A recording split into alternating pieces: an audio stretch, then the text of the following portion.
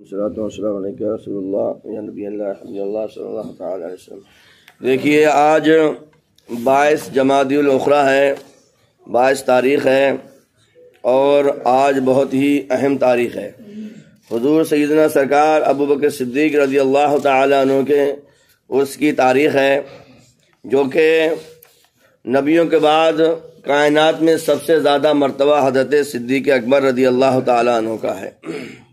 قرآن پاک میں بھی کئی جگہ آپ کی تعریف رب کائنات نے فرمائی ہے، اور نبی اکرم صلی اللہ تعالی علیہ وسلم کے بہت ہی زیادہ چہیتے۔ ایک بار پیارے آقا صلی اللہ تعالی علیہ وسلم مسجد نبوی سے حضرت صدیق اکبر کا ہاتھ آپ نے داہنے ہاتھ میں اپنے پکڑا حضور نے، اور دوسرے ہاتھ میں حضرت عمر فاروق کا ہاتھ پکڑا، اور مسجد سے باہر نکلے۔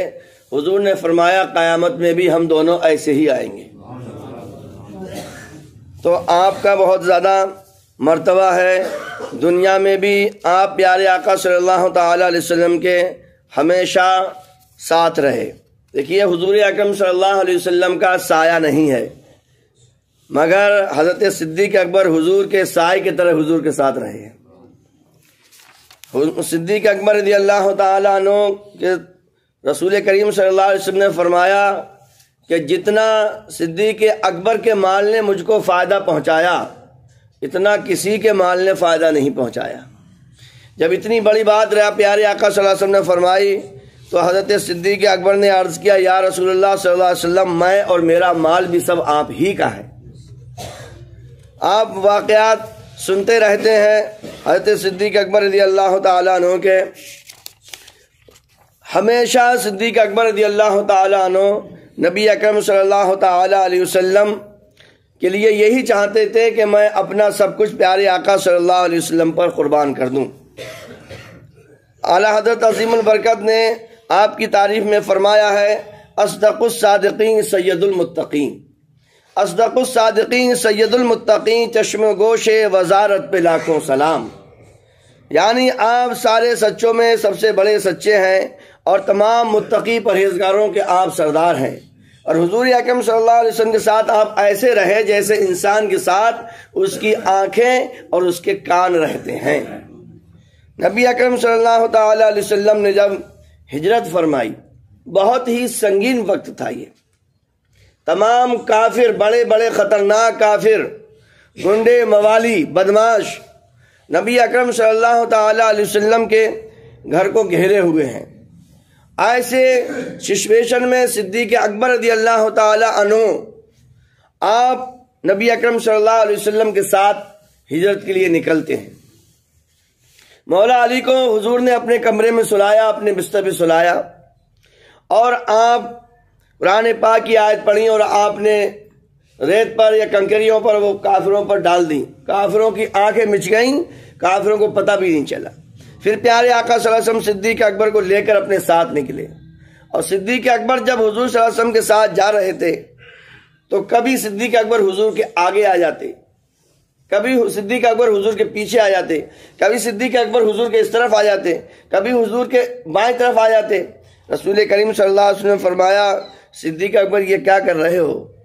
عرض کیا یا رسول اللہ صلی اللہ علیہ وسلم، کفار آپ کے دشمن آپ کے پیچھے پڑے ہوئے ہیں۔ جب میں یہ سوچتا ہوں کہ کہیں پیچھے سے کوئی حملہ نہ کر دے تو میں پیچھے آپ کے پیچھے آ جاتا ہوں، تاکہ کوئی تیر، کوئی بھالا، کوئی برچی لگے تو صدیق کے لگے، میرے پیارے آقا کے قریب تک جائے نہ۔ اور جب میں یہ سوچتا ہوں کہ کہیں کافر آگے سے حملہ نہ کر دیں تو میں کود کے آگے آ جاتا ہوں کہ میں آپ کی ڈھال بن جاؤں۔ جب یہ دماغ میں آتا ہے کہیں دہنی طرف سے حملہ نہ کر دیں تو میں دہنی طرف آ جاتا ہوں کہ کچھ بھی ہو تو میرا ہو، اور جب سمجھتا ہوں کہ بائیں طرف سے حملہ ہو سکتا ہے تو میں فوراً بائیں طرف آ جاتا ہوں۔ یہ ہے صدیق اکبر رضی اللہ تعالیٰ عنہ۔ اسی طرح آپ بہت لمبا راستہ طے کر کے، کیونکہ جو راستہ تھا اس راستے سے ہٹ کر نبی اکرم صلی اللہ تعالی وسلم چلے، کیونکہ جو عام راستہ ہے اس میں تو کفار کا پہرا تھا، اور پیچھے پڑے ہوئے تھے بہت سارے لوگ نبی کریم صلی اللہ علیہ وسلم کو پکڑنے کے لیے۔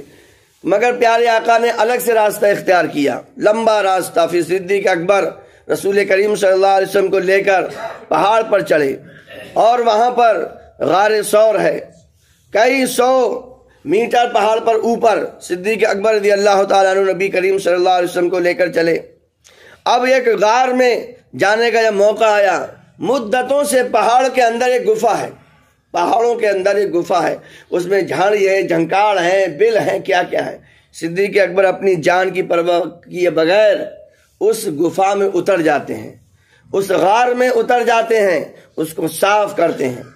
صاف کرنے کے بعد سارے بلوں کو، جو اپنے کپڑے تھے ایکسٹرا کرتا وغیرہ، اس سے آپ نے پھاڑ پھاڑ کے ان کو بند کرتے ہیں، اور ایک چھید رہ جاتا ہے، اس میں اپنا انگوٹھا ڈال دیتے ہیں کہ ایسا نہ ہو کہ پیارے آقا صلی اللہ علیہ وسلم کو کوئی کیڑا مکوڑا، کوئی سانپ وغیرہ پریشانی پہنچا دے۔ اور پیارے آقا کو بلاتے ہیں کہ یا رسول اللہ صلی اللہ علیہ وسلم تشریف لے آئیے۔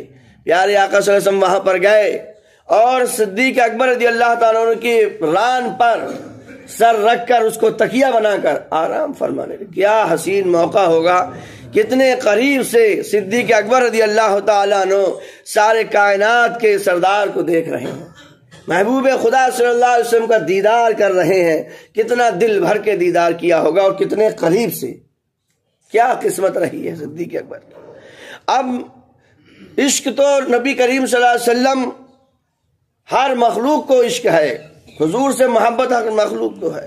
اسی غار میں ایک سانپ، بہت ہی پرانا، ہزاروں سال پرانا سانپ تھا، اس کی بھی یہی خواہش تھی کہ کسی طرح میں صدیق اکبر رضی اللہ عنہ کو ہٹا کے نبی کریم صلی اللہ علیہ وسلم کا دیدار کر لوں، سمجھیں، کسی طرح میری ہر آرزو کا ماحصل تحسین بس یہ ہے۔ حضور تحسین ملت عرض کرتے ہیں اور ہر ایک کی دل کی خواہش ہے، میری ہر آرزو کا ماحصل تحسین بس یہ ہے، کسی صورت نبی کریم صلی اللہ علیہ وسلم کا دیدار ہو جائے۔ تو میرے دوستو، ہر مسلمان کی یہ خواہش ہے کہ کیونکہ وہ سب سے بڑی عید ہوتی ہے جس دن حضور کا دیدار کسی مسلمان کو ہو جاتا ہے۔ اس سے بڑی کوئی عید، اس سے بڑی کوئی خوشی ایک ایمان والے کے لیے ہو ہی نہیں سکتی ہے کہ جس دن پیارے آقا صلی اللہ علیہ وسلم کا دیدار ہو جائے۔ تو صدیق اکبر رضی اللہ تعالیٰ عنہ نے نبی کریم صلی اللہ علیہ وسلم کو بلا لیا۔ اب ایک جو سانپ تھا، اس کی بھی دل میں خواہش جاگی کہ آج تو میری قسمت سنور گئی ہے، آج اللہ نے پیارے حبیب صلی اللہ علیہ وسلم کو میرے اس گفا میں میرے گھر کے بہت قریب بھیج دیا ہے۔ تو اس نے ٹرائی کیا، دیکھا تو دروازہ بند ہے، ہلکے ہلکے سانپ نے ٹچ کیا کہ بندہ ڈر کے ہٹا لے، مگر اسے کیا پتا تھا کہ سب سے بڑے حضور اکرم صلی اللہ علیہ وسلم کے عاشق جو ہیں انہوں نے نو انٹری کر رکھی ہے۔ بار بار سانپ نے ٹچ کیا مگر صدیق اکبر کہاں ہے پیر ہٹانے والے، آپ نے پیر نہیں ہٹایا، یہاں تک کہ آخرکار سانپ نے کاٹ لیا کہ اب تو ہٹائیں گے، جب زہر سرکولیٹ کرے گا پورے جسم میں تب تو ہٹائیں گے، مگر صدیق اکبر کہاں تھے، آپ نے پیر نہیں ہٹایا، پورا زہر جسم میں پھیلنے لگا، اور آپ برداشت کر رہے ہیں کہ کچھ بھی ہو جائے میرے پیارے آقا کی نیند میں خلل نہیں آنا چاہیے، جان جائے تو چلی جائے، حضور کو نقصان پہنچنا، حضور کو تکلیف پہنچنا تو بہت دور کی بات ہے۔ ان کے دماغ میں یہ تھا کہ صدیق اکبر کی جان چلی جائے مگر حضور کے آرام میں خلل نہیں آنا چاہیے، حضور آرام فرما رہے ہیں تو حضور آرام فرمائے۔ آخرکار جب بہت ہی زیادہ زہر پھیلا جسم میں اور بے چینی، بے قراری، طلب، آپ نے دیکھا ہوگا کوئی بندہ کہ سوسائڈ کر لیتا ہے، وہ زہر کھاتا ہے تو پھر وہ کھا تو لیتا ہے مگر جب بعد میں وہ جو تڑپتا ہے اور کودتا ہے اور چیختا ہے تو اس کی حالت ہی الگ ہوتی ہے، سمجھیں۔ سوسائڈ کرنا مذہب اسلام میں حرام ہے، یہ بات یاد رکھیں آپ لوگ، مگر میں نے ایک آپ کو تجربہ کی بات بتائی کہ آپ نے دیکھا ہوگا، اس سے بات آپ کو اچھی طرح سے سمجھ میں آئے گی کہ بندہ کوئی زہر کھا لیتا ہے تو پھر اس کو کیسی بے چینی اور بے قراری ہوتی ہے، کیونکہ زہر بندے کے جسم میں پہنچ کے پھر اس کے جسم کو کاٹنا شروع کر دیتا ہے۔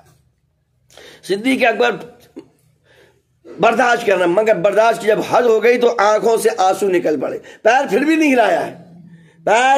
ہلایا، آنکھوں سے آنسو نکل گئے۔ رسول کریم صلی اللہ علیہ وسلم نے آنکھیں کھولنے کا، صدیق اکبر کیا بات ہے، ہمارے ہوتے ہوئے تم کون ہو رہے ہو؟ صدیق اکبر نے عرض کیا، یا رسول اللہ صلی اللہ علیہ وسلم، کسی بہت زہریلے کیڑے نے مجھ کو کاٹ لیا ہے۔ حضور صلی اللہ علیہ وسلم فرمایا کہاں کاٹا ہے؟ تو نبی کریم صلی اللہ علیہ وسلم نے اپنا لعاب دہن نکالا، تھوکے مبارک نکالا اور صدیق اکبر کے وہی لگا دیا جہاں سانپ نے کاٹا ہے۔ نبی کریم صلی اللہ علیہ وسلم کے تھوک مبارک لعاب دہن کا لگنا تھا کہ سارا زہر کافور ہو گیا، سارا زہر ختم ہو گیا۔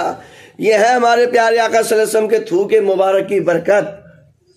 آج انسان ذرا سا تھوک کسی کا لگا تو دے، بندہ لڑنے مرنے کو تیار ہو جائے گا، مگر نبی کریم صلی اللہ علیہ وسلم کے لعاب دہن کی آپ برکتیں پڑھیے۔ کنواں میں جس کنواں میں ڈالا تھا اس کنواں کا پانی آج تک میٹھا ہے، اور حاجی اور عمرہ کرنے والے اس کنویں کا پانی برکت کے لیے پوری دنیا میں پہنچ رہا ہے، ختم نہیں ہوا ہے۔ میرے دوستو، جس ہانڈی میں رسول کریم صلی اللہ علیہ وسلم نے لعاب دہن ڈال دیا تو ہزاروں لوگوں نے اس کھانے کو، ایک بردے کے کھانے کو کھایا، بے شمار ہے۔ تو صدیق اکبر رضی اللہ تعالیٰ عنہ نے، اعلیٰ حضرت فرماتے ہیں صدیق بلکہ غار میں جا اپنی دے چکے، وہ جان جو فروز غرر کی ہے۔ میرے دوستو، یہ ہے صدیق اکبر رضی اللہ تعالیٰ عنہ۔ 2 سال 7 مہینے آپ کی خلافت رہی، اور جب نبی کریم صلی اللہ علیہ وسلم کا وصال ہوا تو حضرت عمر رضی اللہ تعالیٰ عنہ جیسے بھی اپنا آپا کھو بیٹھے تھے، وہ غم ہی ایسا تھا۔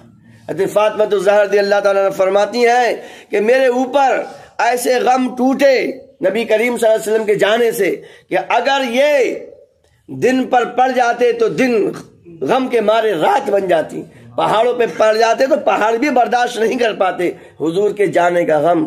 عمر فاروق نے تلوار نکال دی اور کہا جس نے بھی کہہ دیا کہ میرے نبی کریم صلی اللہ علیہ وسلم کا انتقال ہو گیا ہے تو میں اس کی گردن کاٹ دوں گا۔ صدیق اکبر ہی تھے جنہوں نے ساری سچویشن کو سنبھالا، سارے مسلمانوں کو سنبھالا۔ نبی کریم صلی اللہ علیہ وسلم کے جانے کے بعد، آپ کی پردہ فرمانے کے بعد ظاہری دنیا سے، تو صدیق اکبر نے کہا عمر فاروق جیسا بندہ اتنا زیادہ اپنا آپا کھو بیٹھا ہے، تو آپ آئے، آپ نے خطبہ دیا اور فرمایا سارے لوگ سن لیں کہ ایک اللہ ہی ہمیشہ زندہ رہنے والا ہے، اللہ ہی کی ذات ہے، اور جو نبی کریم صلی اللہ علیہ وسلم کو خدا مانتے تھے تو وہ مانتے رہیں، مگر زندہ رہنے والی ذات صرف خدا کی ہے، ہمیشہ رہنے والی ذات صرف خدا کی ہے۔ ہمارے وہ رسول اللہ تھے، ہمارے آقا تھے اور اللہ کے سچے بندے تھے۔